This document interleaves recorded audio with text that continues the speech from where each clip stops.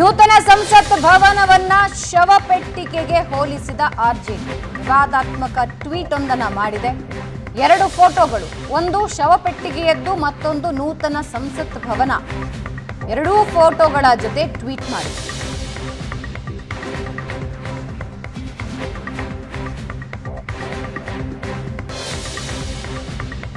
ಟ್ವೀಟ್ನಲ್ಲಿ ಎರಡು ಫೋಟೋಗಳನ್ನು ಬಳಸಿದೆ. ಒಂದು ಸಂಸತ್ ಭವನದ ಫೋಟೋ, ಇನ್ನೊಂದು ಶವಪೆಟ್ಟಿಗೆಯ ಫೋಟೋ. ಇದು ಏನು ಅಂತ ಬರೆದು ಆರ್ಜೆಡಿ ಟ್ವೀಟ್ ಮಾಡಿದೆ.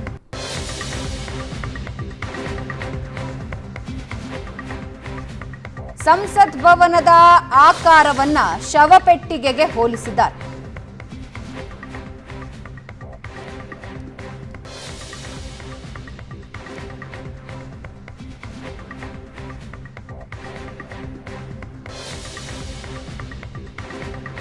ಆರ್ಜೆಡಿಯ ಟ್ವೀಟ್ ಇದು. ಒಂದು ಕಡೆ ಶವಪೆಟ್ಟಿಗೆ, ಮತ್ತೊಂದು ಕಡೆ ನೂತನ ಸಂಸತ್ ಭವನದ ಫೋಟೋ.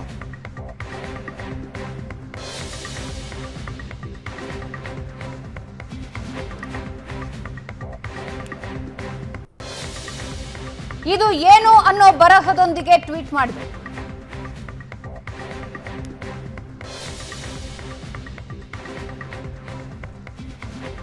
ಯೇ ಕ್ಯಾ ಹೈ ಟ್ವೀಟ್ ನೋಡ್ತಾ ಇದ್ದೀರಾ. ಇದು ಏನು ಅಂತ ಟ್ವೀಟ್ ಮಾಡಿದೆ.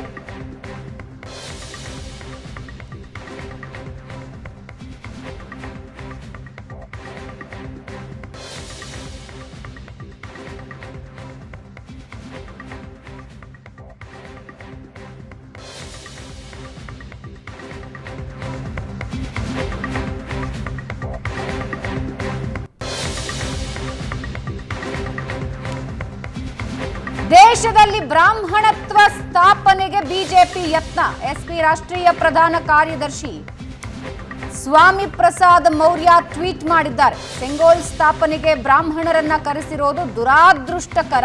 ಬಿಜೆಪಿ ಸರ್ಕಾರ ಭಾರತವನ್ನ ಜಾತ್ಯತೀತ ಸಾರ್ವಭೌಮ ರಾಷ್ಟ್ರ ಅಂತ ನಂಬಿದ್ದರೆ ಬೌದ್ಧ, ಜೈನ ಆಚಾರ್ಯರು, ಗುರು ಗ್ರಂಥಿಗಳು, ಮುಸ್ಲಿಂ ಮುಖಂಡರು, ಕ್ರಿಶ್ಚಿಯನ್ ಸೇರಿದಂತೆ ಎಲ್ಲಾ ಧಾರ್ಮಿಕ ಮುಖಂಡರನ್ನ ಆಹ್ವಾನಿಸಬೇಕಿತ್ತು. ಹಾಗೆ ಮಾಡದೆ ಬಿಜೆಪಿ ತನ್ನ ಭ್ರಷ್ಟ ಮನಸ್ಥಿತಿ, ಅಸಹ್ಯಕರ ಚಿಂತನೆ ಪ್ರದರ್ಶಿಸಿದೆ. ಎಸ್ಪಿ ರಾಷ್ಟ್ರೀಯ ಪ್ರಧಾನ ಕಾರ್ಯದರ್ಶಿ ಸ್ವಾಮಿ ಪ್ರಸಾದ್ ಮೌರ್ಯ ಕಿಡಿಕಾರಿದ್ದಾರೆ. ಸ್ವಾಮಿ ಪ್ರಸಾದ್ ಮೌರ್ಯ ಅವರ ಟ್ವೀಟ್ ನೋಡ್ತಾ ಇದ್ದೀರಾ ನೀವು. ದೇಶವನ್ನ ಬ್ರಾಹ್ಮಣತ್ವ ಸ್ಥಾಪನೆಗೆ ಬಿಜೆಪಿ ಪ್ರಯತ್ನ ಪಡ್ತಾ ಇದೆ ಅಂತ ಟ್ವೀಟ್ ಮಾಡಿದ್ದಾರೆ. ಸೆಂಗೋಲ್ ಸ್ಥಾಪನೆಗೆ ಬ್ರಾಹ್ಮಣರನ್ನ ಕರೆಸಿರೋದು ದುರಾದೃಷ್ಟಕರ. ಬಿಜೆಪಿ ಸರ್ಕಾರ ಭಾರತವನ್ನ ಜಾತ್ಯತೀತ ಸಾರ್ವಭೌಮ ರಾಷ್ಟ್ರ ಅಂತ ನಂಬಿದ್ದರೆ ಬೌದ್ಧ, ಜೈನ ಆಚಾರ್ಯರು, ಗುರುಗ್ರಂಥಿಗಳು, ಮುಸ್ಲಿಂ ಮುಖಂಡರು, ಕ್ರಿಶ್ಚಿಯನ್ನರು ಸೇರಿದಂತೆ ಎಲ್ಲಾ ಧಾರ್ಮಿಕ ಮುಖಂಡರನ್ನ ಆಹ್ವಾನಿಸಬೇಕಿತ್ತು.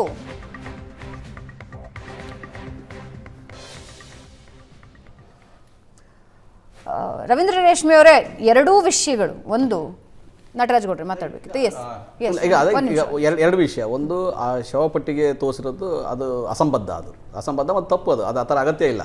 ಬದುಕಿರೋರೆಲ್ಲ ಪಾರ್ಲಿಮೆಂಟ್ಗೆ ಹೋಗೋದು. ಅಕಸ್ಮಾತ್ ಅಲ್ಲಿಂದ ಯಾರಾದ್ರೂ MP ಆಗಿದ್ದರೆ ಪಾರ್ಲಿಮೆಂಟ್ಗೆ ಹೋಗಬೇಕು, ಶವಪೆಟ್ಟಿಗೆಗೆ ಹೋಗ್ತೀವಿ ಅಂತ ತೋರಿಸ್ಕೊಳಕ್ಕಾಗ್ತದ?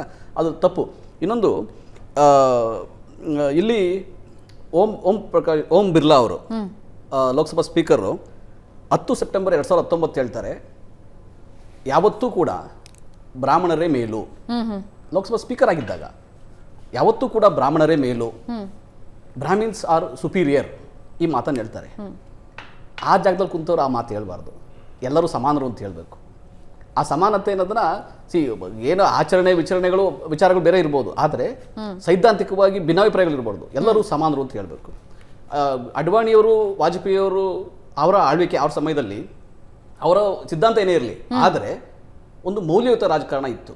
ವಿರೋಧ ಪಕ್ಷಗಳನ್ನು ಗೌರವಿಸೋದು, ಸೌಜನ್ಯವಾಗಿ ತೆಗೆದುಕೊಳ್ಳುವಂಥದ್ದು, ಎಲ್ಲರನ್ನ ಒಳಗೊಳ್ಳುವಿಕೆಯಲ್ಲಿ ವಿಶ್ವಾಸಕ್ಕೆ ತಗೊಂಡು ಕೆಲಸ ಮಾಡೋಂಥದ್ದು ಇತ್ತು. ಆದರೆ ಈ ರಾಜಕಾರಣ ಆ ರೀತಿ ಇಲ್ಲ. ಈ ರಾಜಕಾರಣದಲ್ಲಿ ಒಂದು ಶ್ರೇಷ್ಠತೆಯ ವ್ಯಸನ ಇದೆ. ಈ ಮೋದಿಯವರು, ಈ ಅಮಿತ್ ಶಾ ಈ ಟೈಮಲ್ಲಿ ಅವರಿಗೆ ಶ್ರೇಷ್ಠತೆಯ ವ್ಯಸನ ಇದೆ. ಆಮೇಲೆ ನಮ್ಮ ಸುಪೀರಿಯಾರಿಟಿ, ನಾವೇ ದೊಡ್ಡವರು, ಮಿಕ್ಕಿದವರೆಲ್ಲ ಎರಡನೇ ದರ್ಜೆ ಲೆವೆಲಲ್ಲಿ ಅವರು ವಿರೋಧ ಪಕ್ಷಗಳನ್ನಾಗಲಿ ಬೇರೆ ಯಾರನ್ನಾಗಲಿ ಅದು ನೋಡ್ತಾ ಬಂದಿದ್ದಾರೆ. ಅದು ಇಟ್ಸ್ ವಿಸಿಬಲ್. ಆದರೆ ಅದು ಶಾಶ್ವತ ಅಲ್ಲ. ಸಂವಿಧಾನ ಏನು ಹೇಳುತ್ತೆ, ಎಲ್ಲರೂ ಸಮಾನರು ಅಂತ ಹೇಳ್ತಾರೆ. ಆ ಸಮಾನತೆಯನ್ನ ಈ ಬಿಜೆಪಿಯ ರಾಷ್ಟ್ರೀಯ ನಾಯಕರುಗಳು ಅರ್ಥ ಮಾಡ್ಕೊಂಡ್ರೆ ಒಳ್ಳೇದು. ಓಂ ಬಿರ್ಲಾ ಅವ್ರದ್ದು ಸ್ಟೇಟ್ಮೆಂಟ್ ಇದೆ, ಅದು ಅದು ಅದು ತಪ್ಪದು. ಅದೇ ಕಾರಣಕ್ಕಾಗಿ ನಾವು ಇವತ್ತು ರಾಷ್ಟ್ರಪತಿಯವರನ್ನ ಕರೆದಿಲ್ಲ ಅಂತ ಅನಿಸ್ತದೆ ನಮ್ಗೆ. ಯಾಕಂದ್ರೆ ಶ್ರೇಷ್ಠತೆ ವ್ಯಸನ ಅಂತ ಇದನ್ನು ಕರೆಯೋದಾದ್ರೆ ನಾನು ಹಾಗೆ ಕೇಳ್ತೀನಿ, ಪಂಡಿತ್ ನೆಹರು ಅವರು ಪ್ರಧಾನಮಂತ್ರಿ ಆಗಿದ್ದಾಗಲೇ ಅವ್ರಿಗೆ ಭಾರತ ರತ್ನ ಕೊಟ್ಟರು. ಇಂದಿರಾ ಗಾಂಧಿ ಪ್ರಧಾನಮಂತ್ರಿ ಆಗಿದ್ದಾಗಲೇ ಅವ್ರಿಗೆ ಭಾರತ ರತ್ನ, ಅದೇ ಶ್ರೇಷ್ಠತೆ ವ್ಯಸನ ಅಂತ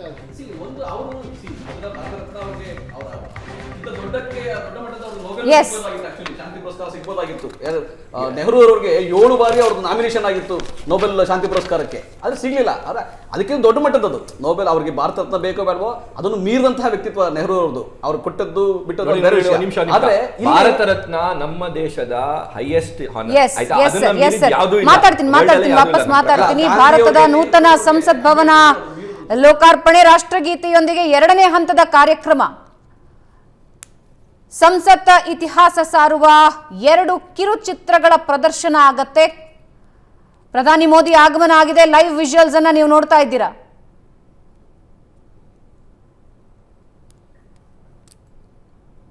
ಇವತ್ತಿನ 2ನೇ ಕಾರ್ಯಕ್ರಮಕ್ಕೆ ಪ್ರಧಾನಿ ಮೋದಿ ಆಗಮಿಸುತ್ತಿದ್ದಾರೆ.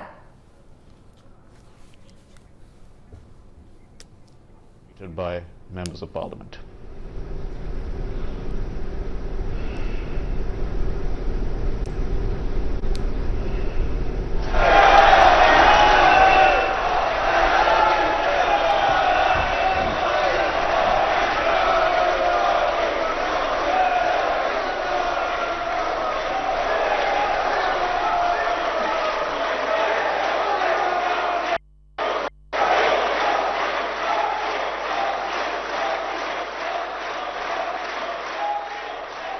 ಮಾಜಿ ಪ್ರಧಾನಿ ದೇವೇಗೌಡರು ಕಾರ್ಯಕ್ರಮಕ್ಕೆ ಬಂದಿದ್ದಾರೆ. ಪ್ರಧಾನಿ ಮೋದಿ ಅವರಿಗೆ ವಿಶ್ ಮಾಡಿದ್ದಾರೆ. ಚಪ್ಪಾಳೆ ತಟ್ಟೋದ್ರ ಮೂಲಕ ಮೋದಿ ಅವರನ್ನ ಸ್ವಾಗತಿಸಿಕೊಳ್ತಾ ಇದ್ದಾರೆ.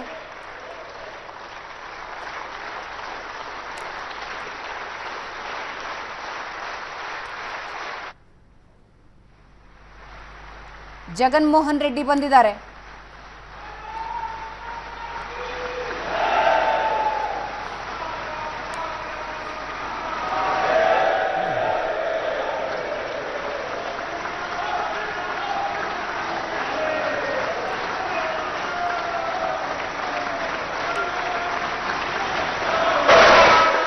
उपस्थित गणमान्य अतिथिगण, मैं महासचिव लोकसभा आप सबको सादर नमस्कार करता हूं। भारत की संसद के इस नवनिर्मित भवन का देश की जन सामान्य को अर्पित करने का यह पावन उत्सव राष्ट्रगान से प्रारंभ होगा। इस सभा में उपस्थित सभी अतिथियों से अनुरोध है कि कृपया राष्ट्रगान हेतु अपने स्थान पर खड़े होकर राष्ट्रगान का सम्मान करें।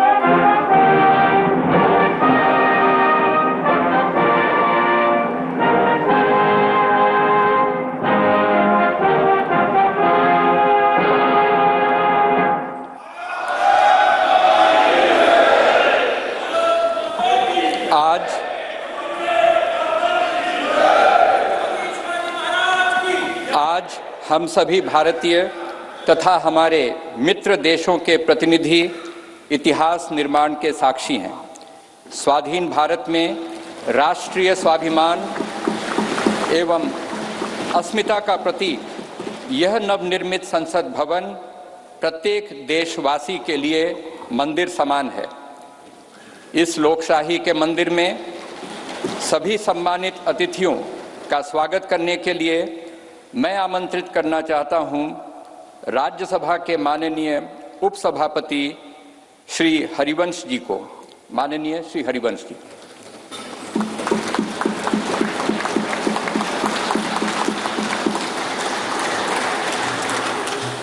संसद के नवनिर्मित भवन के लोकार्पण समारोह के मुख्य अतिथि आदरणीय प्रधानमंत्री श्री नरेंद्र मोदी जी, माननीय लोकसभा अध्यक्ष श्री ओम बिरला जी, भारत के पूर्व राष्ट्रपति आदरणीय श्री रामनाथ कोविंद जी, केंद्रीय मंत्रिपरिषद के माननीय सदस्यगण, पूर्व प्रधानमंत्री आदरणीय श्री एच.डी. देवेगौड़ा जी, राज्यों के माननीय मुख्यमंत्रीगण, विभिन्न देशों के राजदूतगण, लोकसभा की पूर्व अध्यक्ष माननीय श्रीमती सुमित्रा महाजन जी, सुप्रीम कोर्ट के माननीय न्यायाधीशगण, राज्यों के उप मुख्यमंत्रीगण, नेशनल कैपिटल टेरिटरी दिल्ली के उपराज्यपाल महोदय, दिल्ली हाई कोर्ट के माननीय मुख्य न्यायाधीश महोदय, लोकसभा और राज्यसभा के माननीय संसद सदस्यगण, विभिन्न राजनीतिक दलों के माननीय अध्यक्षगण, नोबेल पुरस्कार विजेता श्री कैलाश सत्यार्थी जी, टाटा समूह के चेयरपर्सन श्री एन चंद्रशेखरन जी, प्रेस और मीडिया के सम्मानित साथियों, उपस्थित गणमान्य अतिथिजन, देवियों और सज्जनों, भारतीय लोकतंत्र के श्रद्धा स्थल भारत की संसद के नए भवन के लोकार्पण समारोह में आप सभी गणमान्य अतिथिजनों का हार्दिक स्वागत और अभिनंदन। आजाद भारत की अस्मिता और हमारी समृद्ध लोकतांत्रिक विरासत का प्रतीक संसद के इस नए भवन को देश को समर्पित करने के ऐतिहासिक अवसर पर आप सभी का स्वागत करना अत्यंत सम्मान और सौभाग्य की बात है, अविस्मरणीय क्षण है। हम सब माननीय प्रधानमंत्री जी के आभारी हैं कि आजादी के अमृत काल में उन्होंने अपने कुशल नेतृत्व और असाधारण प्रयासों से स्वतंत्र भारत की जनता की आशाओं और आकांक्षाओं के अनुरूप नए संसद भवन की संकल्पना को मूर्त रूप दिया है। इसके लिए अपनी ओर से और समस्त देशवासियों की ओर से उनका हार्दिक धन्यवाद और अभिनंदन। आज हम सब ऐतिहासिक अवसर पर इस भवन के प्रांगण में एकत्रित हैं। हमारे जैसे विशाल और जीवंत लोकतंत्र के लिए यह गर्व का क्षण है। सम्मानित अतिथिगण, हमारा वर्तमान संसद भवन देश की लोकतांत्रिक गतिविधियों का जीवंत केंद्र रहा है, हमारी प्रगति का मार्गदर्शक रहा है। यह भवन भारत की स्वतंत्रता प्राप्ति तथा अनेक संविधान निर्माण से लेकर हमारी गौरवशाली लोकतांत्रिक यात्रा के दौरान अनेक ऐतिहासिक घटनाओं का साक्षी रहा है। बदलते समय के साथ माननीय सदस्यगण अपने संसदीय दायित्वों के समुचित निर्वहन के लिए आधुनिक सुविधाओं एवं नई तकनीक से युक्त एक नए संसद भवन की आवश्यकता महसूस कर रहे थे। आने वाले वर्षों में परिसीमन के कारण सदस्यों की संख्या में बढ़ोतरी की संभावना एवं संसद की बढ़ती हुई जिम्मेदारियों को देखते हुए वर्तमान संसद भवन में स्थान का अभाव भी महसूस किया जा रहा था। यही कारण है कि संसद के दोनों सदनों ने माननीय प्रधानमंत्री जी से सांसदों की दक्षता बढ़ाने और संसदीय कामकाज की इफिशियंसी बढ़ाने के उद्देश्य से आधुनिक सुविधाओं और संसाधनों से संपन्न एक नए स्टेट ऑफ द आर्ट भवन के निर्माण का आग्रह किया था। यह अपार हर्ष का विषय है कि माननीय प्रधानमंत्री जी ने अपनी देखरेख में 2.5 वर्षों से भी कम समय में भविष्य की चुनौतियों से निपटने में सक्षम एक आधुनिक संसद भवन तैयार करवाया है। यह भवन ईंट और गारे की संरचना मात्र नहीं है, बल्कि देश की सर्वोच्च चुनी हुई संस्था के रूप में यह भवन देश के नागरिकों की आशाओं, अपेक्षाओं और आकांक्षाओं की पूर्ति का माध्यम है। यह नया भवन अपने आप में वास्तुकला का शानदार उदाहरण है, जिसमें देश की सांस्कृतिक विरासत और विविधता की अद्भुत झलक मिलती है। इसमें हमारी संसद की जरूरतों के अनुरूप सौंदर्य और प्रौद्योगिकी का मिश्रण भी किया गया है। यह भवन त्रिकोणीय आकार के स्थान का अधिकतम उपयोग सुनिश्चित करता है। इसमें लोकसभा और राज्यसभा के कक्षों में पुराने भवन की तुलना में कहीं अधिक लोगों के बैठने का स्थान है। इन कक्षों में प्रत्येक सदस्य के लिए पूरी तरह डिजिटली वायर्ड इंटरनेट प्रोटोकॉल आधारित प्रणाली एवं इंटीग्रेटेड मल्टीमीडिया डिस्प्ले की सुविधा, अतिरिक्त सुरक्षा बटन के साथ मतदान प्रणाली सहित अन्य आधुनिक सुविधाएं भी उपलब्ध कराई गई हैं, ताकि माननीय सदस्य अपने कर्तव्यों का दक्षतापूर्वक निर्वहन कर सकें। देश की गौरवशाली लोकतांत्रिक यात्रा में आज का दिन एक महत्वपूर्ण पड़ाव है।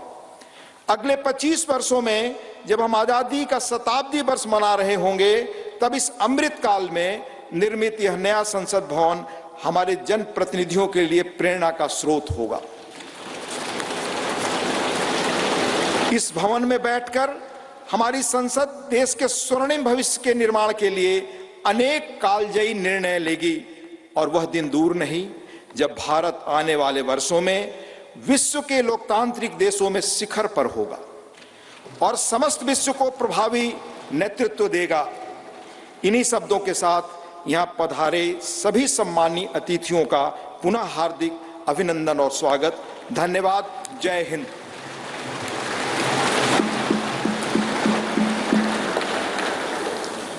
धन्यवाद माननीय उपसभापति महोदय, गणमान्य अतिथिगण। संसद के नवनिर्मित भवन के निर्माण की अभूतपूर्व कीर्ति गाथा एवं इस कक्ष में माननीय प्रधानमंत्री जी द्वारा माननीय अध्यक्ष लोकसभा के आसन की दाहिनी ओर स्थापित ऐतिहासिक और पवित्र सेंगोल के महात्म्य से संबंधित दो विशेष फिल्म प्रस्तुतियां तैयार की गई हैं। पहली फिल्म का शीर्षक संसद का नवनिर्मित भवन तथा दूसरी फिल्म का शीर्षक सेंगोल है। आइए हम इन फिल्म प्रस्तुतियों को देखते हैं।